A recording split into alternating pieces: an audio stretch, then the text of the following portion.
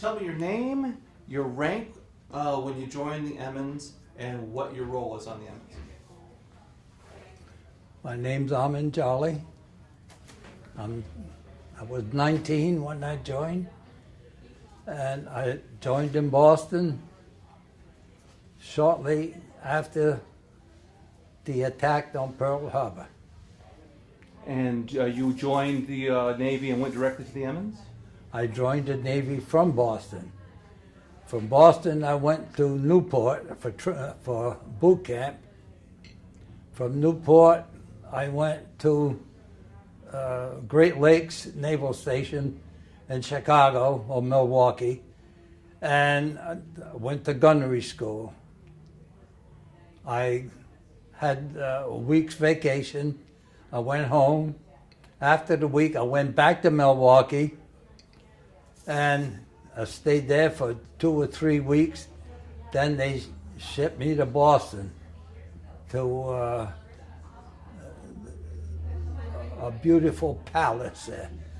We had good food. Then they called us to go on the ship. I went, the man in front of me went on the battleship, and I went on the Emmons, and that was in September. And I've been on the Emmons till it went down off Okinawa. You were on the Emmons the entire time? The entire time. What was your first impressions when you got on the Emmons? Well, it was a ship. Hey, I don't know. I come from farm country, so it was a ship, a nice big ship. So I thought it was big till I saw a battleship, and then I said, God, that's like a rowboat, you know. But it was small. But I enjoyed every minute of it. Had good friends on there. We got along pretty good, all of us. But life on the ship was not easy. It was tough, wasn't it? Life on the ship was what you made it. You know, you could have made it tough if you wanted to. You could have had a good time. We enjoyed each other. Of course, there was disagreements, but not too much problem. So what did you have to do when you were on the ship? What were your roles? Well, I was a seaman, so you do what the upper seamen tell you to do. And the captain, of course, I had deck duty one time, and it was around Christmas. It was Christmas. And the captain come aboard, and he was 2 sheets to the wind. And he said, sailor, it's cold out here and it's Christmas, so come on in with me, we'll have a drink. I said, sir, I'm on duty, I can't have a drink. He said, I'm captain of the ship, come in, have a drink with me. So I followed him. He could have sent me down to the brig, you know, but I went with him, had a drink, and celebrated Christmas Eve, and went back up to my duties. You said it was a lot of fun. What was the most fun thing? There was a lot of, you know, we joked around. They played poker, they played cards. We had good times. You know, we amused ourselves doing different things. And of course, you take a shower. You know, if you were down south, water was scarce. So they give you maybe 200 men or 150 men. They say, you're going to have showers in 1 hour. So that's what we did. You get in, get wet, get out, soap down, somebody else would get wet. And by the time you go in and get the soap off of you, dry off, and go down to your bed and dress up and whatever, you know. But we had good times. When we went across the equator, of course, there was initiation. So I went through as a pollywog, and I come back as a shellback. But we had good times. You used to make your own fun. Those initiations could be pretty hefty. It was a couple guys drew blood, and that kind of cut it off, because you were covered with fuel oil. And didn't go wrong too good with the officers. But, we had a good time. What was the hardest thing about being on the ship, the Emmons? There was really, you didn't know what was hard. You just did what you had to do, Because the guys smoked, they couldn't go out on deck and smoke. They smoked indoors. And during the day, they could smoke on the deck, but after a certain hour, when it got dark, you couldn't smoke on the deck. But you had watches. You'd be on watch for 4 hours, and you'd have all the coffee you wanted to drink. They'd be around every hour with coffee, and you did what you had to do. You ever get seasick? Did you ever get seasick? I got seasick one time, and because I was down in the engineer's department in the engine room, and I had to get out and go out on the deck, go forward, go way down to the refrigeration units.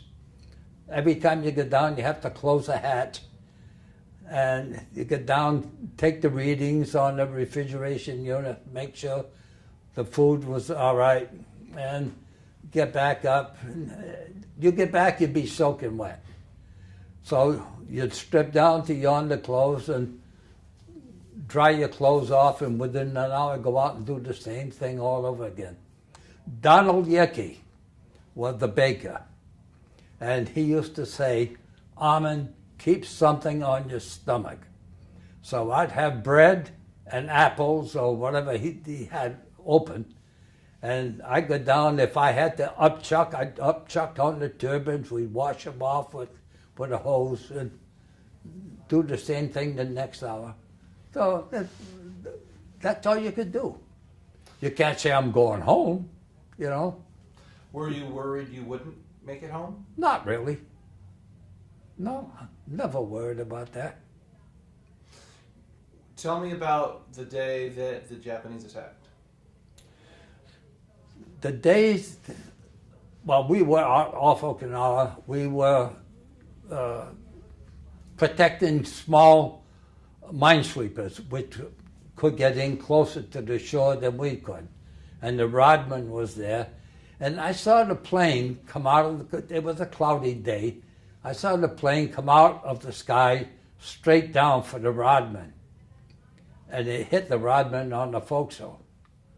So I jumped in my gun, and of course, then everybody else saw the same thing.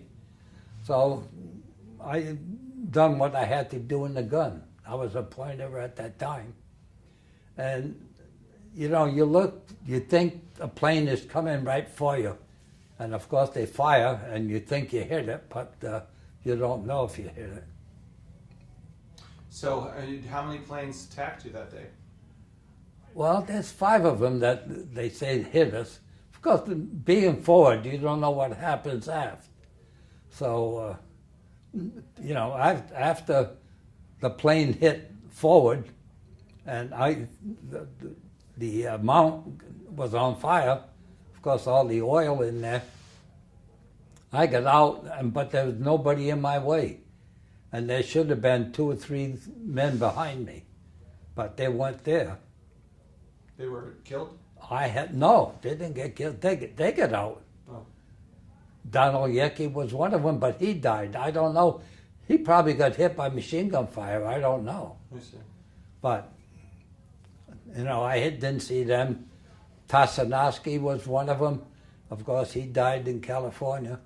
And I don't know who the trainer was. I was pointer. So how did you end up in the water? Well, it came over the loudspeaker, whatever we had left, because the bridge was blown off, and the captain was blown off the bridge, and Mr. Griffin was a gunnery officer, and he was in charge, so he said abandon ship. So I went off the forecastle. I hit the water and swam till they picked me up. Who picked you up? Just a boat that was out there. Somebody was out there with a gig, which is one of the boats off of our ship, and they picked me up. I was about to go under because I didn't want to go on Japanese property, because I didn't want to go on the island. So I figured I'd be better dead than there. But they grabbed me. I had clothes, and my clothes were blown out from the air, and that kept me up, almost like a life jacket. But they picked me up. Put me on a hospital ship. And were you injured? my hands were burnt, my face was burnt, and they wrapped my hands in gauze, Vaseline gauze, and I was that way for 2.5, 3 weeks or whatever. And when they took it off, they could have made one glove out of the skin they took off, but it was all burnt. But I was glad that I got into Guam and in a hospital, and the nurses used to take care of injuries. And then that's when I got the Purple Heart. The Admiral, I forget what, Halsey, I think it was. He come over shore and put Purple Heart on you. And then I went home. From there, So that day when you were swimming, thinking, I'd rather drown. I'd rather die than go on the island. How were you feeling in general? I mean, were you scared? Were you excited? Well, no, it's just I didn't want the Japs to get a hold of me. Of course, I didn't have any papers on me. My wallet was in my good clothes, and that's on the ship. It's still there, I guess. But, hey, I enjoyed the Navy all the time I was there. But, this is scary, but what are you going to do? So, as you know, it's now been more than half a century since the Emmons sunk. Yeah. What do you think is the biggest lesson that if kids are reading about it or future generations are thinking about the Emmons, what do you want people to take away from the Emmons story? Well, just that. Do what you have to do.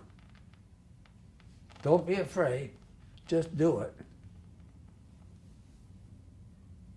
And make friends and just get along. Beautiful world.